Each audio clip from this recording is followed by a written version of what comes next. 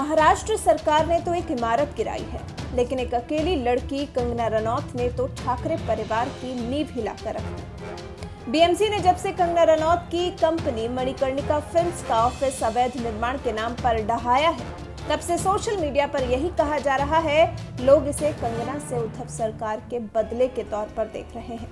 ये लड़ाई आखिर क्यों शुरू हुई और कैसे वार पलटवार के बीच बात तोड़ फोड़ पर आ गई, चलिए आपको पूरी डिटेल में समझाते हैं कि कब क्या हुआ। संजय राउत वर्सेस कंगना रनौत। शिवसेना सांसद संजय राउत वर्सेस कंगना रनौत की लड़ाई 3 सितंबर को शुरू हुई थी, जब कंगना रनौत ने मुंबई की तुलना पाकिस्तान के कब्जे वाले कश्मीर यानी पीओके से करती थी। अपने ट्वीट में कंगना रनौत ने कहा था कि शिवसेना लीडर संजय राउत ने मुझे मुंबई नहीं आने की खुली धमकी दी। मुझे ऐसा क्यों महसूस हो रहा है कि मुंबई मानो पाकिस्तान अधिकृत कश्मीर हो।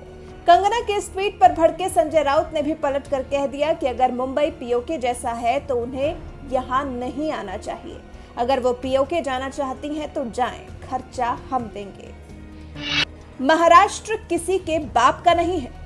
शिवसेना सांसद संजय राउत ने कंगना रनौत को पीओके जाने की सलाह देने के साथ ही मुंबई न आने की भी सलाह दी तो वो भड़क गई।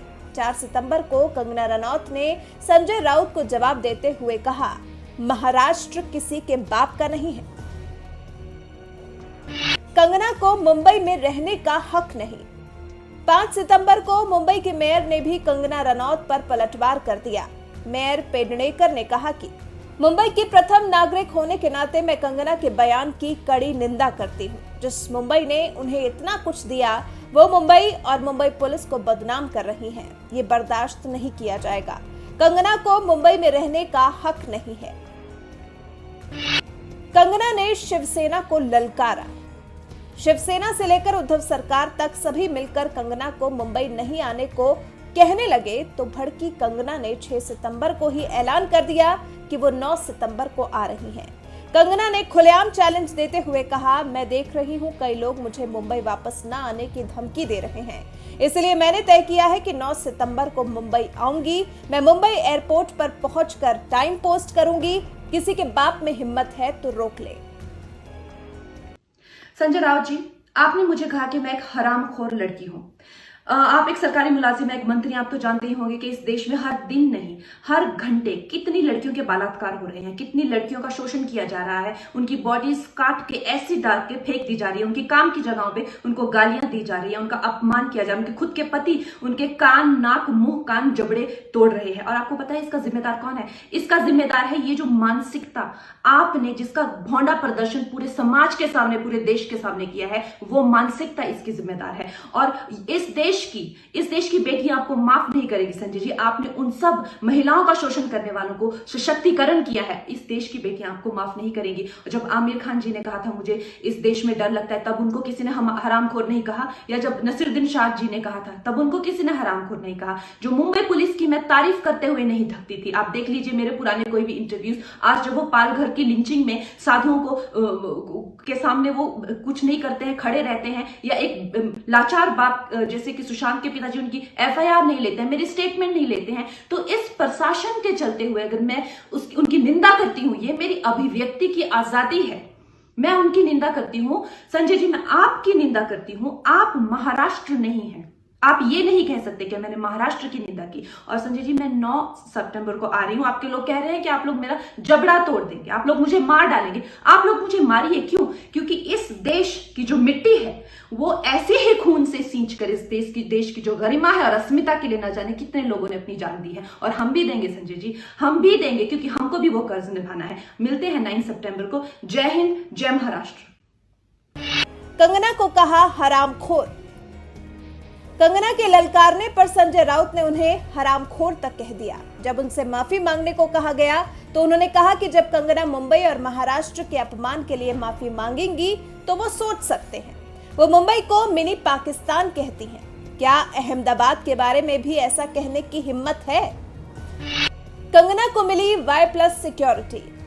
अगले ही दिन यानी 7 सितंबर को मुंबई महानगर पालिका के कुछ लोग कंगना की कंपनी मणिकर्णिका फिल्म्स के दफ्तर पर आ धमके। कंगना ने इसकी जानकारी देते हुए कहा कि उनकी सारी जिंदगी की कमाई इसमें लगी है। इस पर संजय राउत ने कहा कि अब आएंगी तो देखेंगे।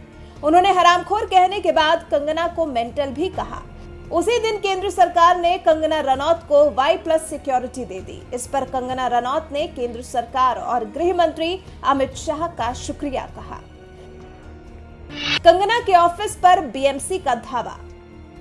7 सितंबर को कंगना रनौत के दफ्तर पहुंचे मुंबई महानगर पालिका यानी बीएमसी के लोग अगले ही दिन यानी 8 सितंबर को नोटिस लेकर पहुंच गए। उन्होंने कंगना की कंपनी मणिकर्णिका फिल्म्स के दफ्तर पर नोटिस चिपका दिया। उस वक्त कंगना रनौत वहां नहीं मौजूद थी।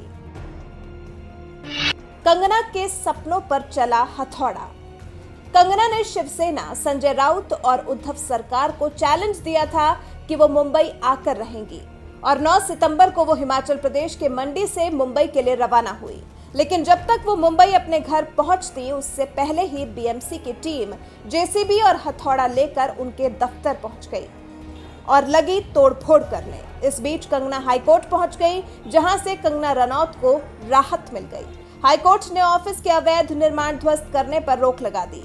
इधर पंजाब के मोहाली से कड़ी सुरक्षा के बीच कंगना रनौत ने मुंबई के लिए उड़ान भरी। आज मेरा घर टूटा है, कल तेरा घमंड टूटेगा। कंगना रनौत के दफ्तर पर बीएमसी ने हथौड़ा चलाया तो भला कंगना कहां पीछे रहने वाली थी।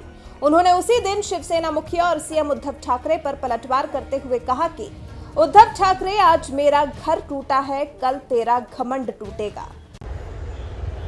उद्धव ठाकरे, तुझे क्या लगता है कि तूने फिल्म माफिया के साथ मिलके मेरा घर तोड़ के मुझसे बहुत बड़ा बदला लिया है? आज मेरा घर टूटा है, कल तेरा घमंड टूटेगा।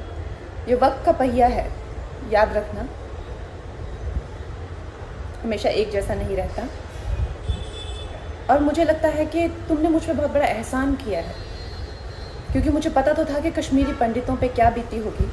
आज मैंने महसूस किया है और आज मैं इस देश को वचन देती हूँ कि मैं सिर्फ अयोध्या पे ही नहीं, कश्मीर पे भी एक फिल्म बनाऊंगी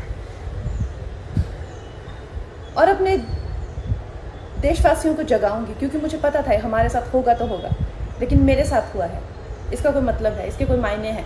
और उद्धव ठाकरे, ये जो क्रूरता और ये जो आतंक है, अच्छा हुआ ये मेरे साथ हुआ, क्योंकि इसके कुछ मायने हैं।